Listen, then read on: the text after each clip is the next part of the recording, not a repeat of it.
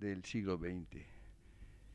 Es evidente que la realidad de la sociedad española ha cambiado mucho en los últimos tiempos, esto es claro, no cabe dudarlo, y hay una tendencia a atribuirlo al cambio de régimen que se produce a finales del año 75, lo cual evidentemente tiene un fundamento. Pero muchos cambios son anteriores.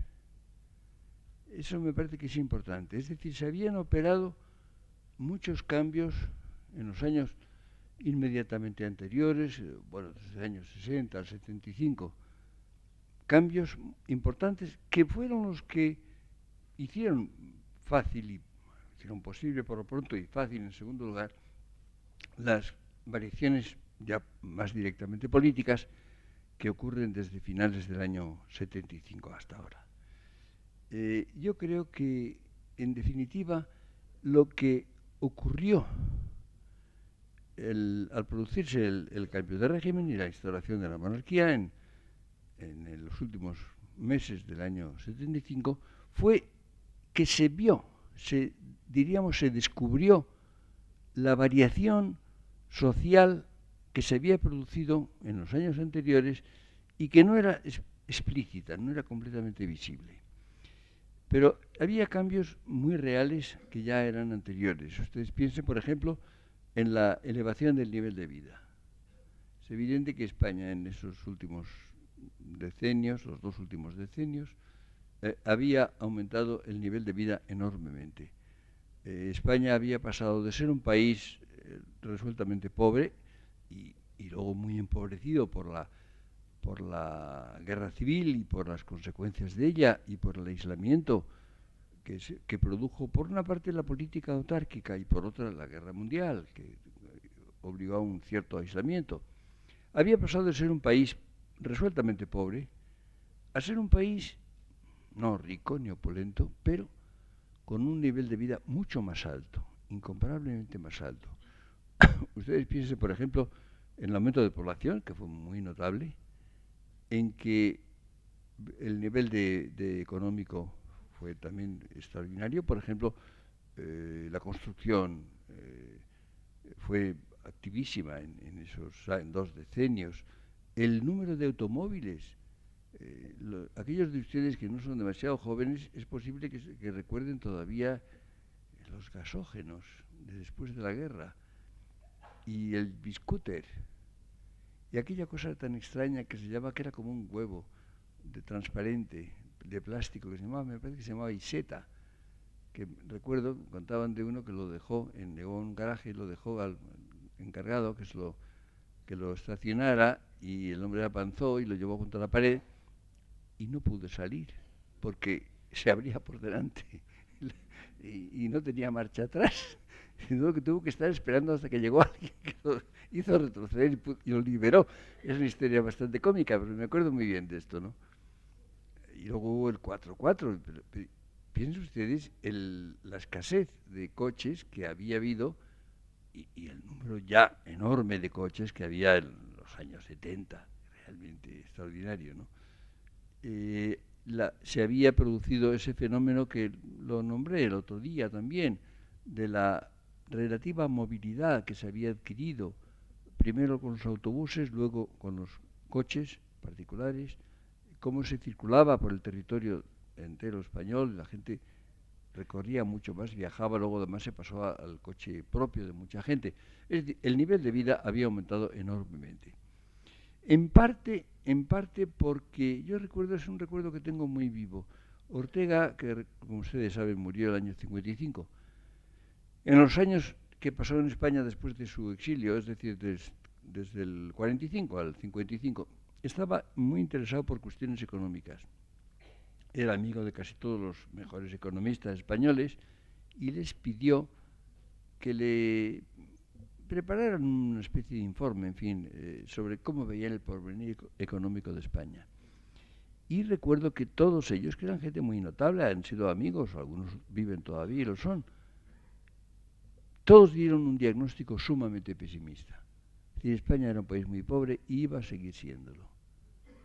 Y yo pienso, ahora, recuerdo, que no contaron con ninguno de estos dos factores, la industrialización y el turismo.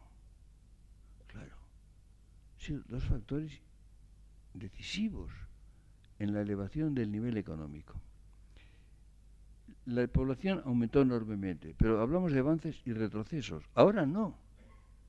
Ahora la población no aumenta porque la natalidad ha bajado a un límite casi incomprensible, ¿no? Había una natalidad muy alta en España y en Italia, son las más bajas de Europa. Tan bajas que es, creo, 1,1 o 1,2 por pareja. Lo cual está produciendo un estancamiento de la población. Incluso se está produciendo la inversión de la famosa pirámide de edades, pero resulta que es una pirámide invertida. Es decir, ahora lo que hay es viejos. No nacen apenas niños. Es decir, se produce un envejecimiento de la población y un estancamiento de su número. De modo que ahí tenemos simultáneamente en el mismo campo un avance, el aumento de población, el aumento del nivel de vida y un retroceso. Del mismo modo, en lo económico hay otro problema, que es el desempleo, el paro, que es, como saben ustedes, muy alto, mucho más alto que la media europea, es un poco anormal, no enteramente explicado, que no es naturalmente el paro antiguo. Yo recuerdo lo que era el parado antes de la guerra o después, durante muchos años después de ella, era el abandono, era la pobreza casi inevitable. Ahora, evidentemente, esto no ocurre.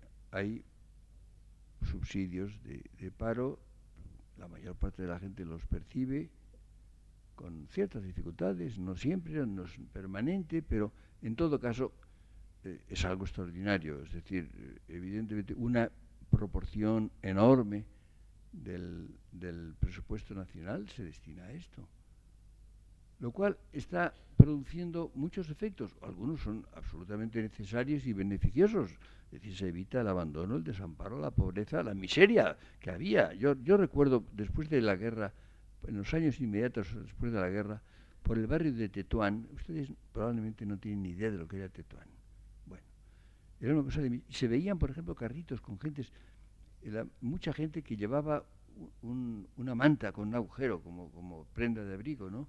O restos de prendas militares del ejército, de un estado de miseria realmente, y esto duró no mucho tiempo, pero bastantes años, desde el año 39 hasta el año 45, 46 por lo menos, y en forma atenuada continuó después. Todo eso evidentemente ha desaparecido, eso no existe. Había mucha gente que vivía, que comía muy mal. Ahora actualmente la gente se recorre España, se ve cualquier pueblo y la gente está bien nutrida y bien vestida, y además con coche casi todo el mundo, hasta el punto de que es bastante difícil aparcar en cualquier pueblo, en el último pueblo.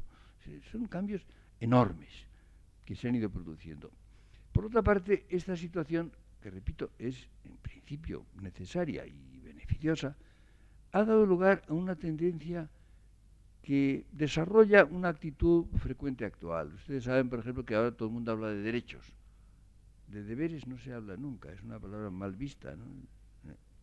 Hablan de derechos humanos, cosa que a mí me parece redundante, porque no conozco otros. Es que hay otros. Los derechos son humanos. Los animales no tienen derechos. Hay derechos, hay deberes para con los animales, que es algo completamente distinto. Y las cosas también, tampoco tienen derechos, pero hay deberes para con ellas. Yo no tengo derecho a destruir un monumento, a destruir una casa o un cuadro, no sé. No tengo derecho a hacerlo. Yo no tengo derecho. El cuadro no tiene derechos, no es sujeto de derechos, pero yo tengo deberes para con él. Y esto ha engendrado una actitud que es la propensión al parasitismo. Es decir, hay mucha gente, por ejemplo, que no trabaja. No trabaja porque está con ayudas, con subsidios, y no tiene ganas de trabajar. Porque además, frecuentemente, si le ofrecen un trabajo, yo conozco casos de amigos míos que han ofrecido trabajo y me han dicho, bueno, ¿cuánto me gusta pagar? Pues tanto, es que cobro más en el paro, ha dicho. Entonces, claro, hay gente que dice que trabaja en el paro. Y hay gente además que se da de baja en el paro. que se dice que se declara en huelga del paro. Hay todas las combinaciones posibles. Es un fenómeno no exclusivamente español. Hace no mucho tiempo yo leí un artículo francés que era interesante. Se llamaba Un pueblo que se parece a Francia. Y era la descripción de un pueblo de 3.000 habitantes, francés, que decía que lo que pasaba en él era un reflejo en pequeño de lo que pasaba en conjunto en Francia. Claro, es una actitud muy peligrosa, es una actitud que lleva a que trabajen mucho algunas personas. En España actualmente es frecuente que haya gente que trabaja mucho y otros no. Unos porque no pueden, otros porque no quieren. Pero hay de todo, ¿no? Y entonces a veces se junta el hambre con la gana de comer, ¿no? Hay dificultades y hay poca gana. Yo recuerdo que hace ya bastante tiempo escribí un artículo en que hablaba, dicen que no hay trabajo. Yo dije, no, trabajo sí hay. No habrá dinero para pagarlo, que es un problema distinto. Porque trabajo, las calles están mal pavimentadas, hay muchas cosas que reparar, que están destruidas, hay archivos que están sin catalogar, hay bibliotecas que también están sin catalogar. Todo esto, es decir, en cualquier nivel hay mucho trabajo por hacer. España, si se hiciera todo lo que hay que hacer, se quedaría preciosa. Dirán ustedes, es que no hay dinero para pagarlo. Eso es otra cosa. Pero yo no le daría a nadie un subsidio, a nadie que estuviera en buenas condiciones, sin hacer una prestación, sin realizar un trabajo útil. Esto no se admite. Yo lo dije hace muchos años en un artículo, nadie lo recogió ni lo comentó, por supuesto, pero me parece que era razonable. Es decir, el que recibe un subsidio debe hacer algo, incluso por dignidad. Yo pienso, a mí me molestaría que me dieran algo por nada, ¿no? Sí, cada uno, no digo que todo el mundo pueda hacer cualquier cosa, pero evidente, por eso he puesto los ejemplos de arreglar las calles o limpiarlas o catalogar las bibliotecas. Es decir, porque en muchos niveles falta. Ustedes piensen, por ejemplo, que hay museos cerrados porque no hay guardianes, no hay gente. A las iglesias, antes se entraban a las iglesias a cualquier hora del día porque estaban abiertas. Ahora no, porque la gente entra y roba. Pero si hubiera una persona encargada de que no robaran, pues podrían estar abiertas. ¿Comprenden ustedes? Hay innumerables trabajos por hacer que se podrían hacer. Y ya, el pago se hace, pero en general se hace a cambio de nada. Lo cual me parece que es desmoralizador porque además hay muchas cosas que están bien si se pueden, si son posibles.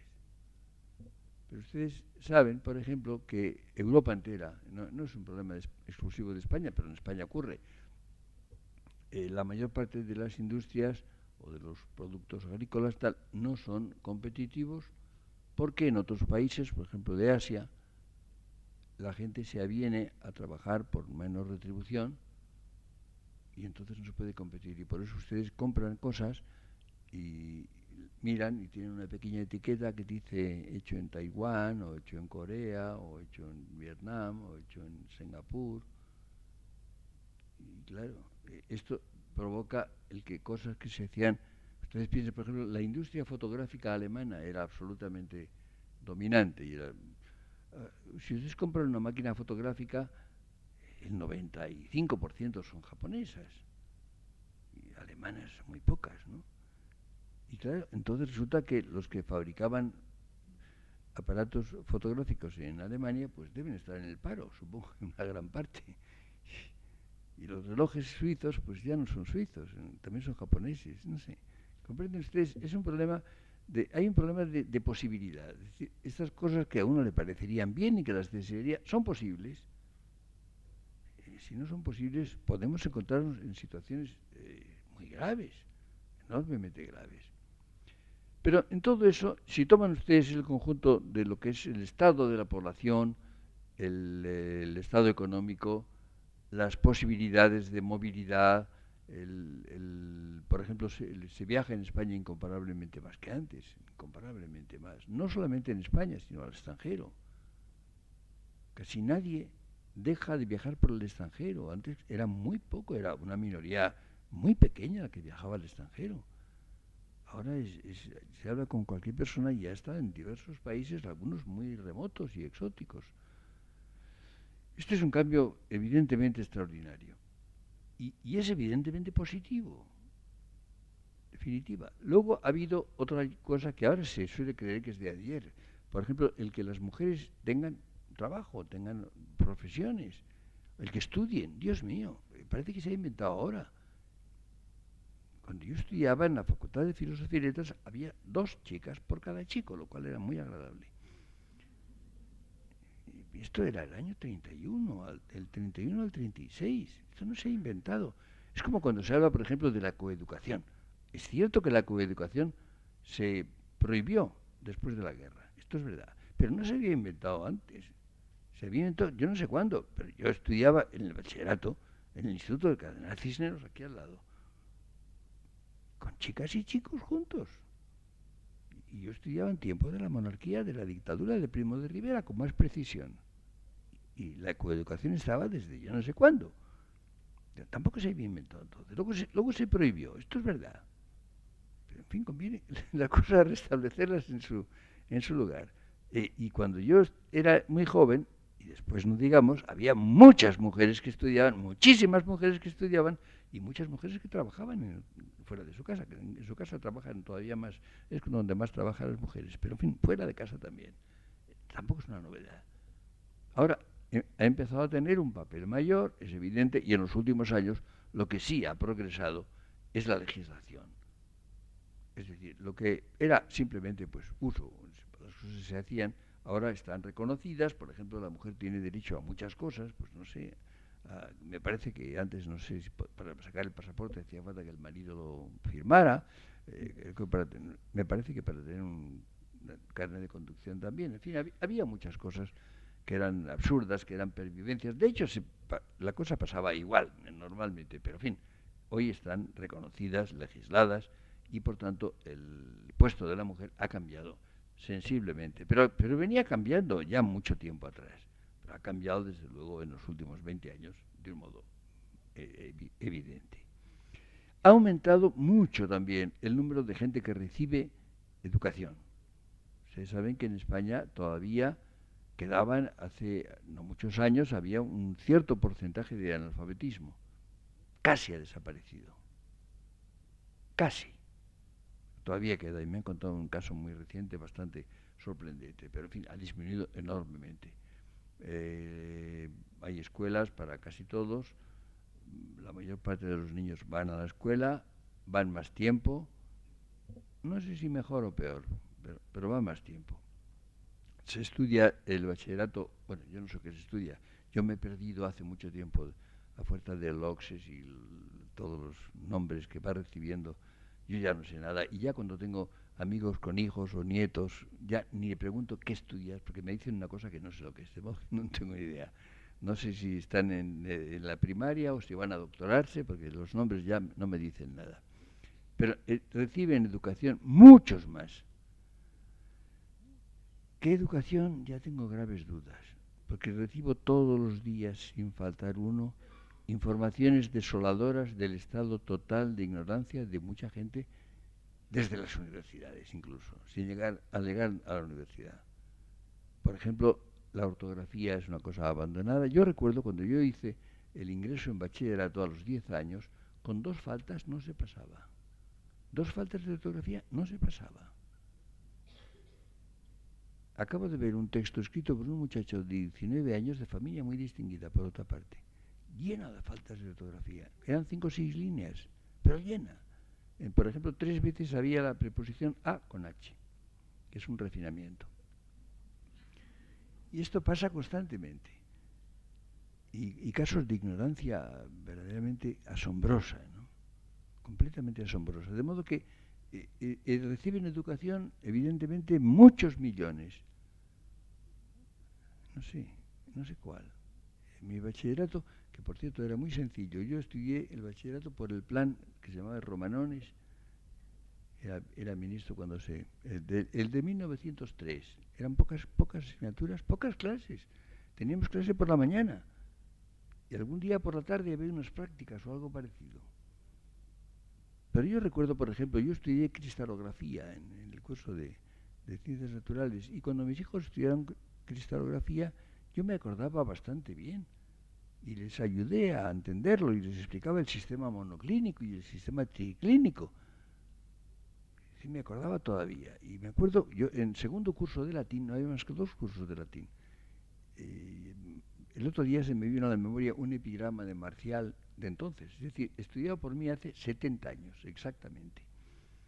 Y recuerdo bastantes exámetros de la Eneida, porque la traducíamos en segundo curso de latín.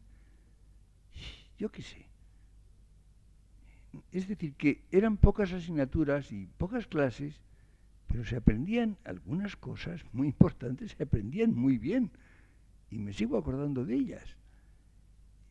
Tengo la impresión de que esto no ocurre.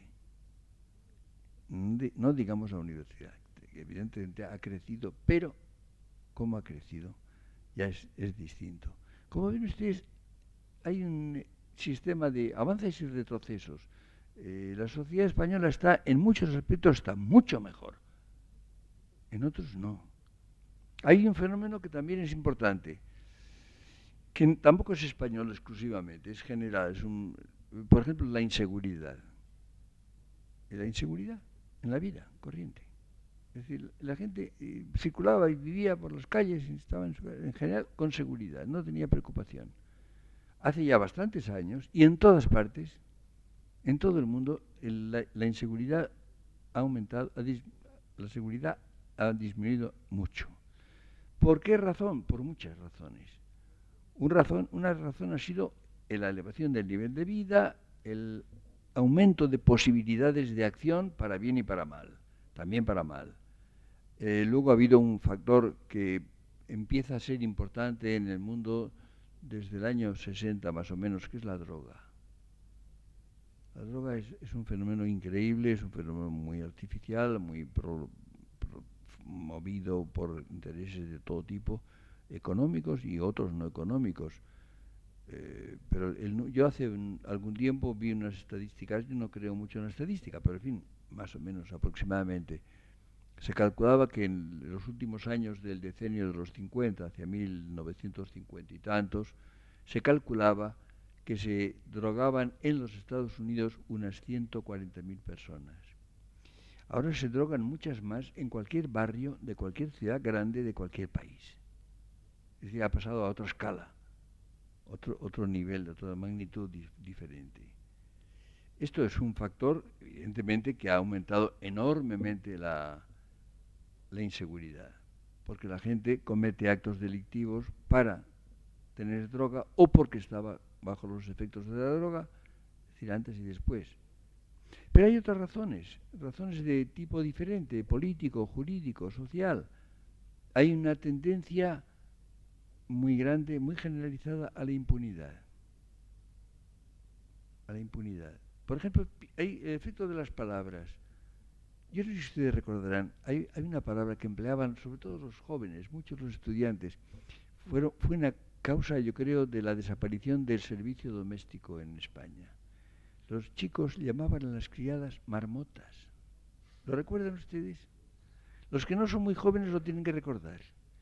Esto fue un factor de disuasión. Marmotas. Las muchachas no querían ser marmotas y además no lo eran. ¿Por qué iban a serlo? Pero les parecía una cosa vejatoria. Hablan de la industrialización. Sí, fue un factor. Y el otro fue este.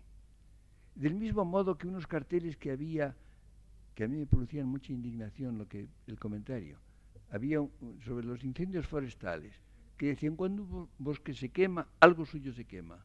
Y la gente añadía, señor conde. Esto se circuló con una intención evidentemente política. Creo que fue desmoralizador. Me gustaría saber, no se puede saber, evidentemente, pero me gustaría saber cuántos incendios forestales han sido debidos a esa gracia del señor conde. Bueno, este tipo de cosas actúan enormemente. Pues bien, la tendencia a la impunidad es universal, porque se supone que eso es progresía. Y entonces hay gente que cree que es muy bueno, que la cosa que no, que se puede hacer lo que se quiera y que... Bueno, no es libertad porque se impone precisamente. Del mismo modo, por ejemplo, que hay una serie de conductas sociales que parecían mal, parecían negativas, parecían incluso delictivas o inmorales en unos casos. Y entonces eso se ha puesto en suspenso, se ha quedado en suspenso. ¿Por qué? Dirán ustedes, por espíritu de tolerancia. En parte. En parte por creer que eso está bien, que conviene, que las cosas sean así, ¿no?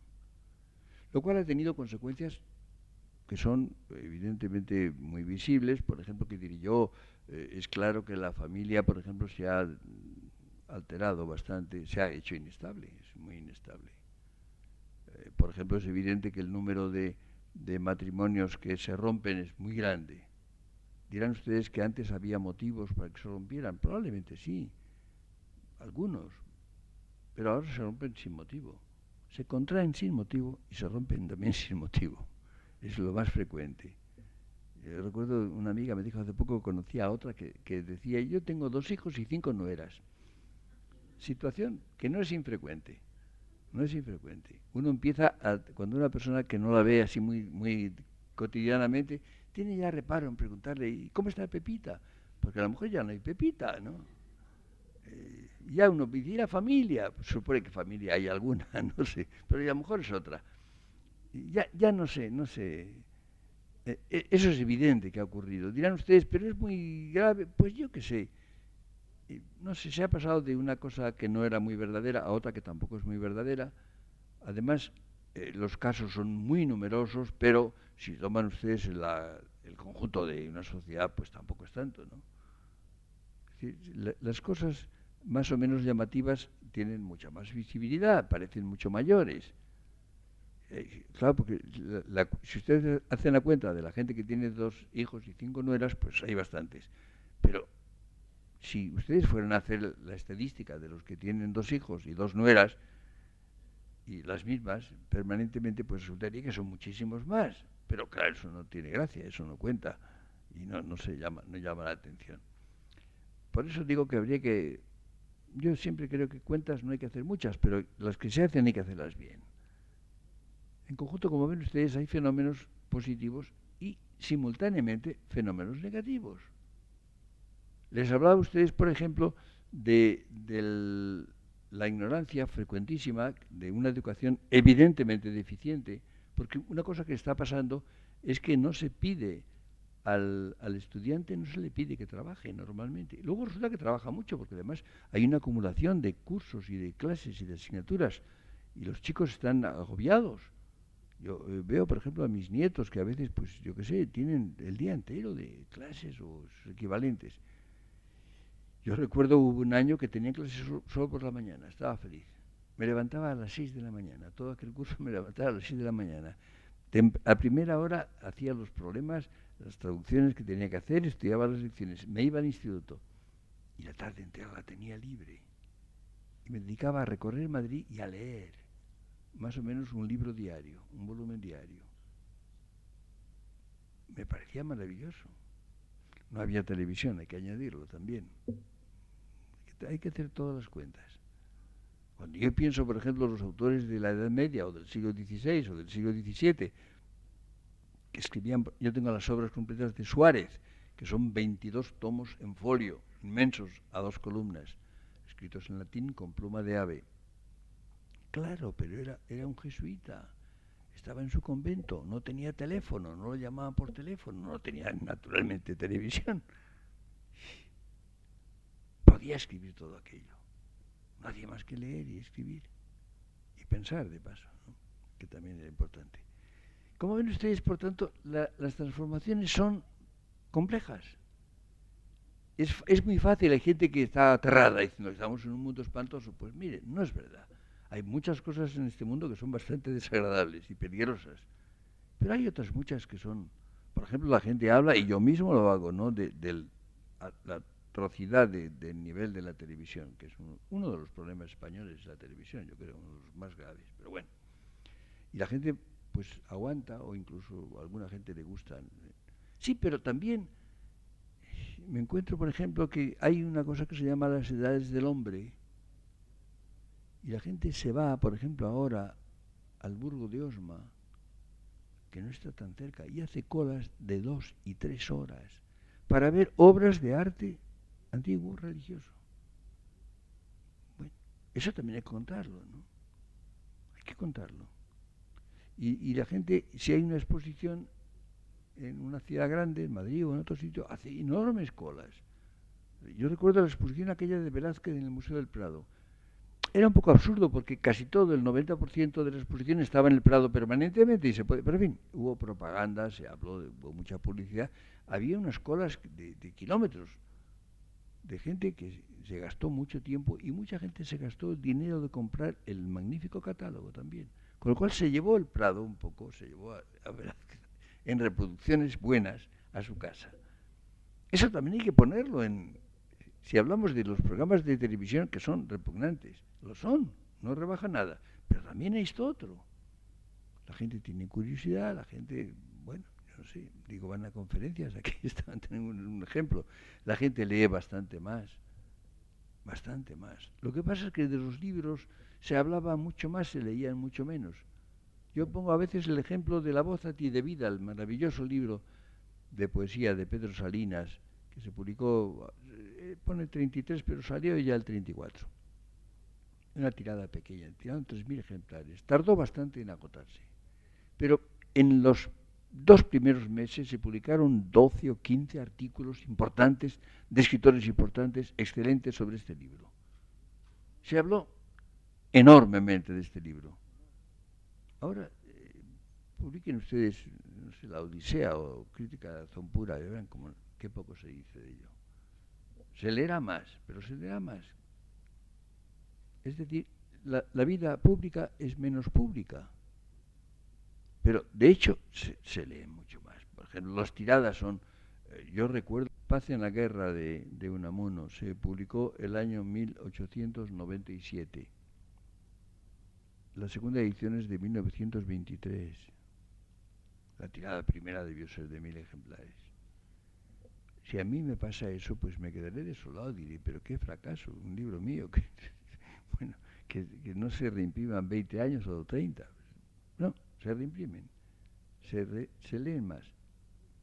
No se habla de ellos, esto es un problema distinto. Y entonces se hablaba más.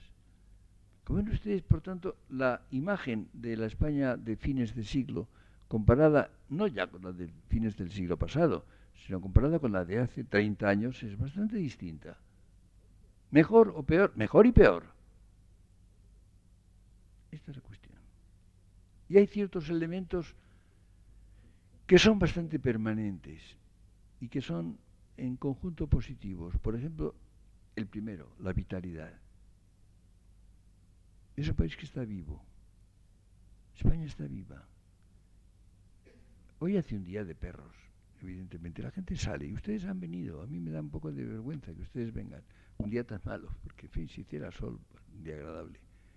La gente va, en la mayor parte de los países la gente se queda en casa. En la mayor parte de las ciudades de Europa están vacías las calles. La gente está en casa, tal vez viendo la televisión.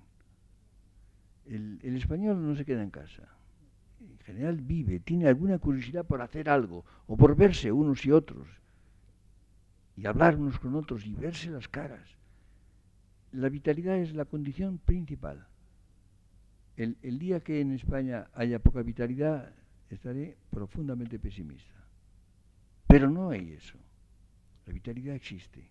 Hay, en cierto modo, ha disminuido mucho, ha cambiado. Hay un rasgo, por ejemplo, que era característico del español, que era el ocultar sus quehaceres. Al español le pareció un poco elegante estar muy ocupado. En general lo estaba. Había muchos hombres que trabajaban, por ejemplo, hombres de profesiones liberales, que trabajaban enormemente. No lo exhibían, más bien lo disimulaban. Si alguien pretendía ver a una persona incluso ilustre o famosa, le costaba trabajo decir no puedo verlo. Buscaba un rato para verlo. A lo mejor aquella noche se tenía que acostar muy tarde, porque no había hecho lo que debía haber hecho antes.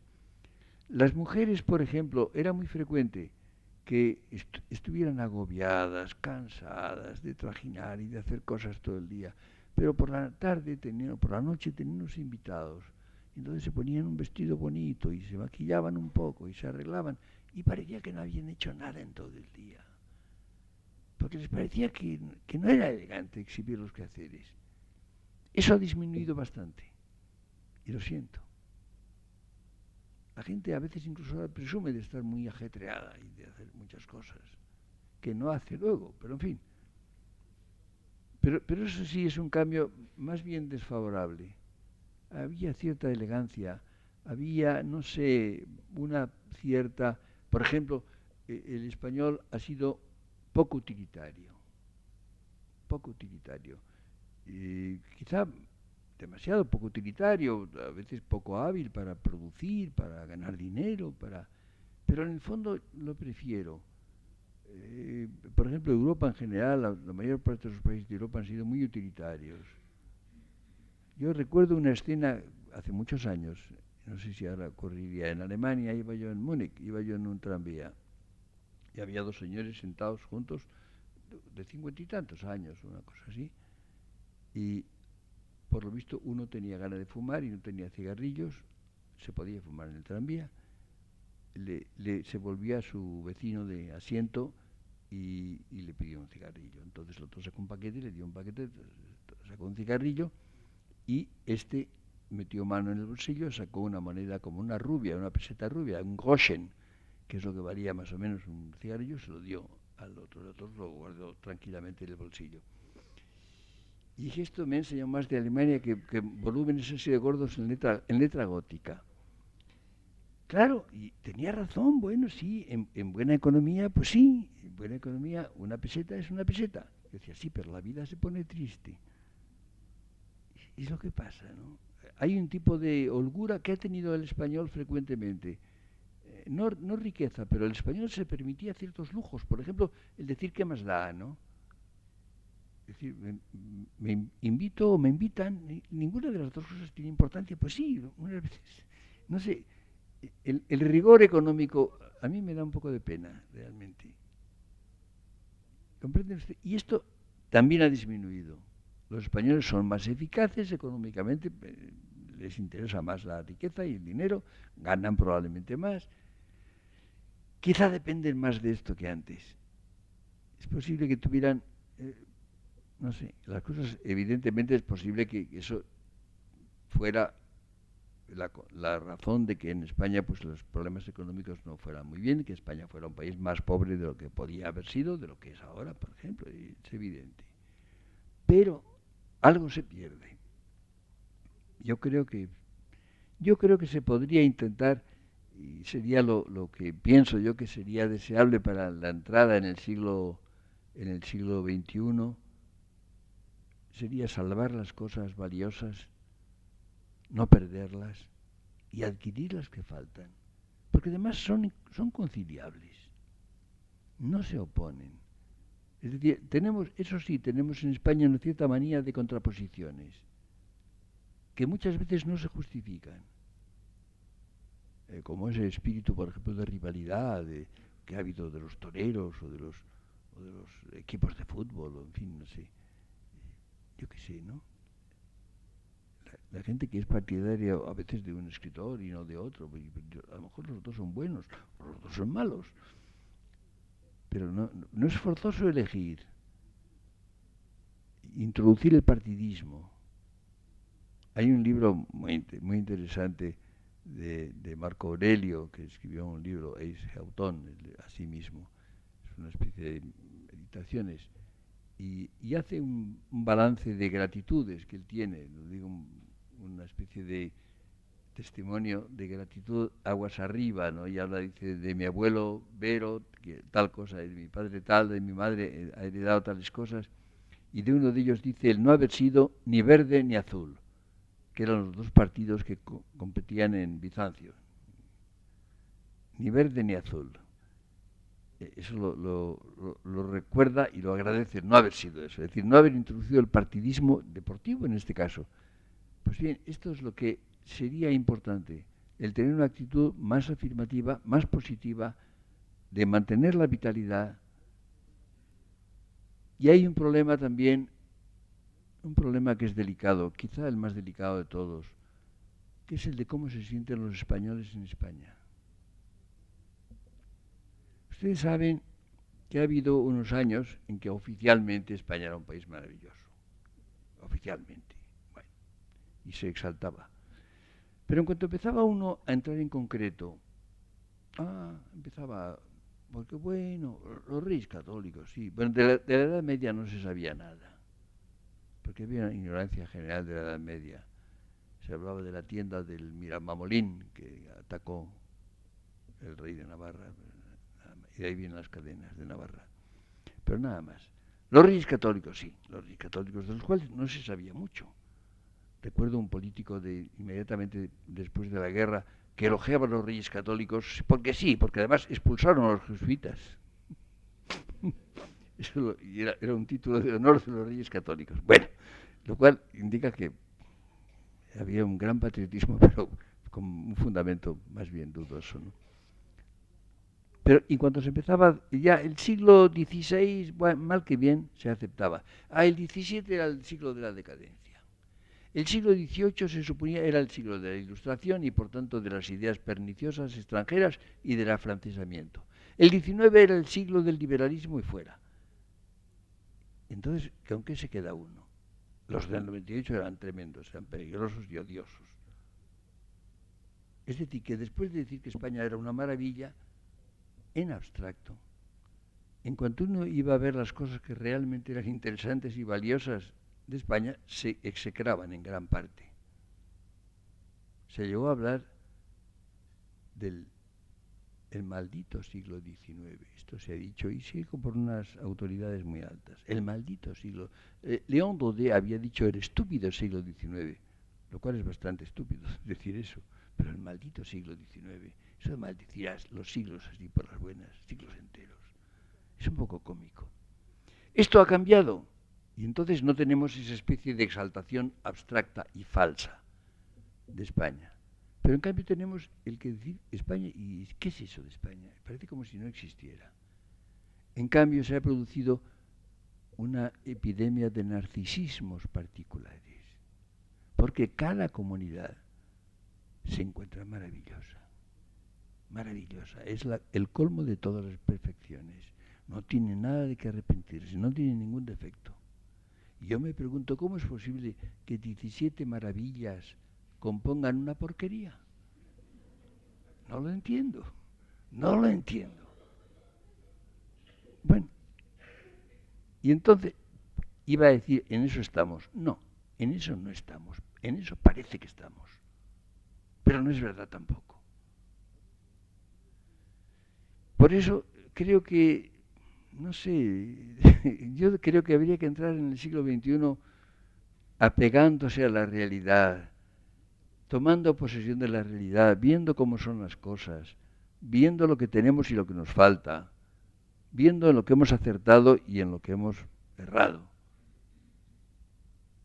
Y entonces, conservando precisamente esa vitalidad, conservando ese relativo desinterés que ha tenido el español, esa capacidad de aguantar las adversidades, de vivir en circunstancias incluso difíciles o penosas, sin ascetismos absurdos, es decir, procurando vivir lo mejor posible y gozar de las cosas que valen la pena y que se deben gozar, tomando posesión del conjunto de lo que disponemos. Y al decir tomar posesión incluyo los errores, que son también parte de nuestra herencia y que son lo que nos puede enseñar a no volver a caer en ellos. Yo creo que si esto se hiciera, y es posible, porque las posibilidades son muy altas, creo que podríamos entrar con pie bastante seguro y animoso en el siglo XXI, que está ya tan cerca. ¿Comprenden ustedes? Esta es mi posición. Yo creo que España, sigo creyendo, cada vez creo más que es un país espléndido. La historia de España es algo realmente de un interés.